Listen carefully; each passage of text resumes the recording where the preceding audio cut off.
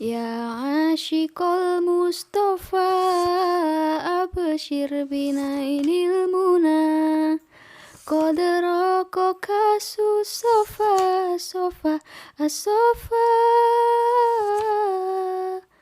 wa toba wafdul hana qadraka kasus sofa wa toba wafdul hana. Udah selesai nih belajarnya. Oh iya, hari ini terakhir daftar PKM nih. Aku belum bilang ibu malahan. Kalau ibu nggak ngebolehin, gimana ya? Assalamualaikum. Waalaikumsalam. Loh, kok cepet bu? Mana jajannya? Nih jajannya nih, jajan. Kamu mah jajan malah yang dicariin. Iya, cepet. Kan gak ada yasinan, Dok. Cuma ketemu, terus setor uang cimpitan gitu, tok. Terus langsung pulang. Kan pandemi loh, gak boleh kumpul-kumpul. Ya sih bu, bener banget. Bahaya, sekarang harus hati-hati banget pokoknya. Heeh. Nah, tadi kan ibu ketemu Bu RT. Katanya yang dulu nyewa rumah pojok itu kamu tahu nggak? Yang sebelahnya Pak Somad. Mosok ternyata itu kayak terduga teroris loh, Nduk. Hah? Ibu, beneran po? Awas loh, hoax katanya-katanya kayak gitu. Iya, wong Bu RT itu didatengin sama Pak polisi. Juk ditanya-tanya, yang dulu ngontrak di situ. Pantesan agak aneh yo. Dulu orangnya jarang keluar rumah, jarang nyapa sama tetangga. Emang nih zaman sekarang kudu hati-hati mau bergaul sama orang, sosialisasi sama orang kayak bener-bener kudu hati-hati. Oh iya bu, tadi seniorku ngirim pengumuman di grup ada pendaftaran anggota PKM. Kayak itu loh bu, rohis gitu bu. Aku ikut boleh ya? Apa sih rohis-rohis lah? Ibu nggak suka lah kamu ikut macem-macem. Apalagi rohis. Nanti malah ikut-ikut aliran Islam garis keras itu. Baiat, baiat. Bisa itu kamu jadi teroris, dicuci otak lah. Ibu nggak mau lah, wedi mau nggak boleh, nggak boleh. Lah ibu, dengerin dulu dong. Ini tuh organisasi dakwah kampus gitu loh. Jadi nggak cuma organisasi, tapi bisa sekalian belajar ngaji. Dijagain kok bu sama kampus, aman. Lah, Apalagi tuh di PTDI STTD, kan di bawah Kementerian Perhubungan ya. Ya nggak mungkin toh bu kalau Pak Ustadznya kayak yang ibu bilang itu. loh, bisa aja loh. Lah, itu ibu pernah denger tuh di berita, ada kampus mana lah itu ibu lupa, ada baiat teroris, padahal anak-anak mahasiswa itu. Lah ya ibu emoh nek tiba-tiba anak ibu nggak pulang, jebol berangkat ke Suriah. Jadi itulah ikut-ikut itulah ya ibu nggak mau dong, kamu kayak gitu. Udahlah, nggak usah ikut yang aneh-aneh lah, nggak usah. Udah kuliah aja, belajar. Bentar-bentar, nek ibu nggak percaya, coba yo nonton dulu nih kajian Apa? kemarin tentang Nonton merawat apa? jenazah. Ini loh bu. Nah, boleh ya bu, boleh lah, boleh. Ya iya sih, nggak ada teroris-terorisnya, tapi gimana Nih, ya? kita buka bareng-bareng Instagramnya PKM, Pengurus Kesejahteraan Masjid. Kalau tiap Sabtu Minggu tuh ada acara mabit alias malam bimbingan iman dan takwa. Dulu kalau sebelum pandemi lagi nggak ada IB, kami tetap ngaji di sana. Aku juga pengen banget bu bisa khatam Al-Quran sebulan. Nih, di foto ini lagi program One Day One Juz bu. Kalau sehari satu juz, kan sebulan jadi udah hatam. One day one juice apa? Itu loh, setiap satu hari baca satu juz. Coba Oh, kalau satu bulan kan bisa hatam bu. yo. Selain itu ada santunan juga buat anak yatim piatu. Jadi juga bisa berbagi sama anak-anak yatim piatu di sekitar kampus gitu bu. Jadi tuh nggak cuma ngaji tok kok bu. Bagus Materinya ya. juga penerapan syariat Islam, tata cara sholat yang betul, puasa wajib dan sunnah. Pokoknya ya lingkungan yang mendukung banget lah buat memperdalam ilmu agama. Oh iya ya. Zaman sekarang yuk bisa kelihatan semuanya yo kegiatannya di sosmed. Ibu jadi bisa ikut ngaji juga ya. Lah enggak bu, insya Allah kalau tujuannya belajar pasti dimudahkan sama Allah. Ya wis, Nduk, kalau emang kamu udah mau, udah berniat dan bertekad, kan Ibu udah lihat juga nih organisasinya kayak gimana. Bagus. Yo, pokoknya Ibu pesen boleh ikut, tapi harus jaga diri terus loh. Gak boleh lupa sholat.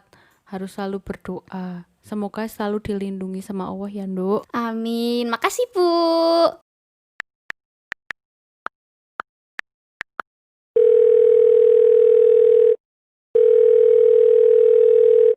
Halo Dek, Assalamualaikum. Gimana? Jadi ikut PKM kan? Waalaikumsalam, siap insyaallah Kak. Saya udah izin ibu, alhamdulillah udah diizinkan juga. Untung ya di Instagramnya PKM PTDI STTD lengkap banget. Jadi kajian dan programnya tuh dipublikasi. Branding kampusnya berhasil banget nih Kak. Bahkan bisa sampai buat ibu, aku yakin. Alhamdulillah deh kalau kayak gitu. Semoga bisa ikutan dan bisa ngaji bareng di PKM. Oh iya, jangan lupa buat isi formnya ya, udah tahu kan? Siap, sudah Kak. Ya udah, semoga kamu bisa jadi pribadi yang lebih baik ya setelah bergabung di PKM ini. Siap Kak, mohon bimbingannya. Assalamualaikum warahmatullahi wabarakatuh. Halo teman-teman pendengar podcast Fokri, apa kabar? Semoga masih tetap semangat dan tetap produktif ya, meskipun kita semua masih sama-sama berjuang menghadapi pandemi COVID-19 ini. Insya Allah, barang siapa yang sabar dan selalu memohon perlindungan kepada Allah Subhanahu wa Ta'ala, maka senantiasa akan selalu dilindungi. Amin. Sebelumnya, izinkan saya memperkenalkan diri terlebih dahulu. Mohon izin senior menyesuaikan, izin memperkenalkan diri, nama Taruni Remaja Najma Alaika Salma, Prodi Manajemen Transportasi Jalan, Politeknik Transportasi Darat Indonesia STTD. Nah, langsung aja nih, mungkin teman-teman udah punya gambaran ya, atau bahkan relate sama percakapan tadi. Cuplikan yang sudah kita dengarkan sama tadi adalah salah satu kisah yang sedikit banyak ditemui di kalangan masyarakat kita. Tidak sedikit loh orang tua yang terlalu khawatir atau bahasa gaulnya parno gitu ya, sama kegiatan keagamaan di kampus. Karena beberapa berita di media online yang membuat headline heboh, bahkan sampai mengakibatkan misinformasi. Seperti yang pernah ramai juga nih di broadcast WhatsApp keluarga, yakni adanya berita mengenai baiat teroris di salah satu aula PTN atau perguruan tinggi negeri.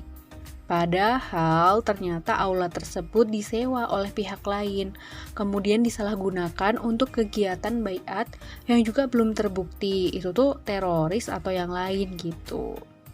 Ditambah lagi ternyata banyak juga nih teroris-teroris yang bermula ikut-ikut dalam tanda kutip kajian sewaktu masih muda. Ternyata itu bukan kajian, tapi semacam brainwashing teroris gitu. Duh, ngeri banget ya, nauzubillahi min dzalik. Yang awalnya baik mau menimba ilmu, tapi malah justru salah jalur dalam memahami dakwah. Padahal Nabi Muhammad SAW sendiri cinta damai loh. Rasulullah tuh selalu menghormati orang lain meskipun berbeda agama, bahkan berbeda keyakinan sekalipun.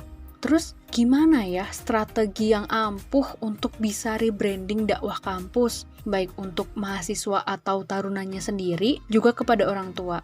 Banyak loh mahasiswa atau anak-anak muda yang memandang pengajian atau kajian itu membosankan, bikin ngantuk, atau malah mereka memandang orang-orang yang suka belajar ilmu agama tuh old school banget. Bahkan beberapa sampai judging dengan stigma yang ekstremis. Nah, sebelumnya, branding itu apa sih? Dan apakah memang perlu program dakwah di kampus harus kita rebranding? Menurut Philip Kotler dalam bukunya yang berjudul Brand Management alias manajemen pemasaran kalau di bahasa Indonesia kan, pengertian branding adalah pemberian nama, istilah, tanda, simbol, rancangan, atau kombinasi dari kesemuanya itu yang dibuat dengan tujuan untuk mengidentifikasi barang atau jasa atau kelompok penjual untuk membedakan dari barang atau jasa pesaing. Nah, makin bingung gak tuh? Dakwah atau jualan nih? Kok pakai pesaing-pesaing segala? Nah, itu pengertian branding atau pemasaran secara umum atau dari segi bisnis. Sedangkan yang akan kita bicarakan adalah branding dakwah. Maka tujuannya mirip sih, bikin dakwah atau materi yang kita sampaikan itu jadi laris, alias bikin anak-anak muda yang tadinya tidak tertarik ngaji, jadi tertarik untuk mendengarkan atau mengikuti kajian. Juga membuat pandangan orang tua yang tadinya takut putra-putrinya ikut kajian, yang ternyata bukan kajian, tapi justru brainwashing aliran ekstrim, jadi lebih percaya tuh karena branding atau pencitraan dari dakwahnya sendiri itu dibungkus dengan baik, penuh cinta damai, terus menarik, seperti itu. Nah, strategi branding di sosmed itu juga memudahkan kontrol orang tua dalam memantau putra-putrinya. Jika kegiatan dakwah atau kajian terdokumentasi di sosmed, maka orang tua pasti jadi lebih ayem dan tenang karena kegiatan putra-putrinya itu terpantau. Rebranding dengan digitalisasi dakwah juga membantu menjembatani komunikasi kita dengan orang tua. Paham banget, namanya anak muda tuh pasti sedang semangat-semangatnya ikut organisasi, terus lagi senang-senangnya menambah relasi dan berhubungan dengan orang baru, termasuk salah satunya ikut rohis. Dengan rebranding ini diharapkan orang tua jadi lebih tenang dan percaya bahwa kegiatan yang kita ikuti ini tuh positif. Saya juga yakin nih, pendengar semua bukan termasuk anak muda yang memandang dakwah tuh sebagai hal yang membosankan atau memberatkan seperti itu. Tapi justru menjadi pelopor atau penggagas dakwah ala milenial yang menarik namun tetap tidak keluar dari syariat Islam. Sebetulnya branding dakwah ala milenial tuh udah banyak banget loh. Platform dakwah lewat sosmed bisa jadi salah satu strategi seperti yang sudah diterapkan oleh pengurus kesejahteraan masjid atau PKM PTDI STTD. Bisa dicek nih IG-nya @PKM-STTD. Selain itu, banyak juga akun-akun dakwah yang segmennya anak muda banget. Seperti Shift Pemuda Hijrah, Yuk Ngaji, Kajian Islam, Negeri Akhirat, dan masih banyak lagi. Selain itu, ada juga influencer-influencer tanah air, seperti Kak Muzamil, yang sering berdakwah dan berbagi ilmu di akun pribadi Instagramnya. Aku juga yakin nih, pasti dari pendengar ada yang pernah dengar cerita hijrahnya selebgram Kak Ayana Mun, Kak Ayu Diabeng Slamet, Kak Sivia Azizah, atau Kak Laudia Cynthia Bella. Nah, konsep influencer dalam berdakwah ini terbukti sukses, perangkul dan jadi panutan anak-anak muda. Soalnya mereka ini memiliki kesamaan, yaitu mengajari tanpa menggurui. Kakak-kakak ini mencontohkan bahwa dengan berhijab tuh tidak membatasi ruang untuk berkarir dan berkarya. Di akunnya juga diselingi cerita semacam daily life gitu, sehingga pengikut nggak bosen dan lebih mudah menerima insight kajian atau dakwah yang mereka bagikan. Nah, kita balik lagi ke branding alias pemasaran. Ternyata menempatkan diri jadi si calon pembeli itu jadi salah satu kunci suksesnya branding loh.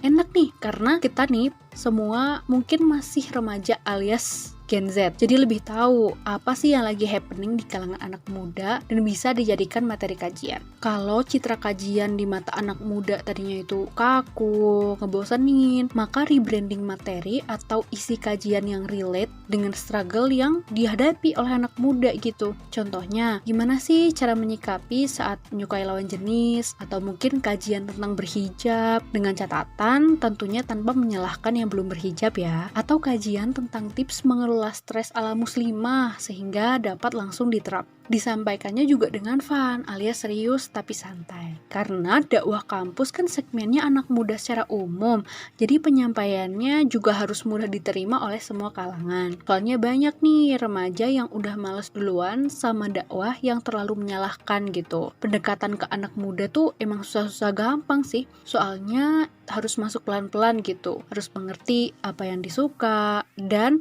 harus bikin tertarik dulu. Nggak bisa langsung directly menggurui atau ngasih sesuatu ilmu. Kalau menurut Gus Abdullah Syukri, Vice President Youth on Organization of Islamic Cooperation, dalam webinar dakwah progresif ala mahasiswa mengatakan, dakwah ala mahasiswa justru dimulai dari hal sederhana dan bersifat praktikal, seperti yang udah kita bahas tadi. Karena hal besar itu berawal dari hal kecil. Lingkupnya juga minimal sudah merangkul seluruh kampus dulu. Menurut beliau, sangat disayangkan jika suatu kajian justru diikuti oleh mahasiswa luar kampus. Malah yang dalam kampusnya sendiri belum terjangkau seluruhnya. Nah, bahasan branding di sosmed tentu berkaitan erat sama yang namanya visual design. Kalau promosi kajiannya aja udah menarik, ditambah materinya anak muda banget, maka citra atau branding dari dakwah kampus tuh akan makin luas jangkauannya. Gak lupa juga pemateri atau dari guru-guru kita, ustadz dan ustazah yang tentu ilmunya sangat berharga. Kombinasi semua aspek tadi, insya Allah, jika diniatkan untuk dakwah dan menyebarkan kebaikan, maka akan dimudahkan oleh Allah Subhanahu wa Ta'ala. Amin. Nah, itu dia tadi sedikit ulasan mengenai rebranding dakwah kampus. Semoga tujuan kita untuk selalu menebarkan kebaikan, menebarkan ilmu agama dan syiar Islam selalu dimudahkan oleh Allah Subhanahu wa taala. Amin ya rabbal alamin. Sekian dari saya. Wassalamualaikum warahmatullahi wabarakatuh.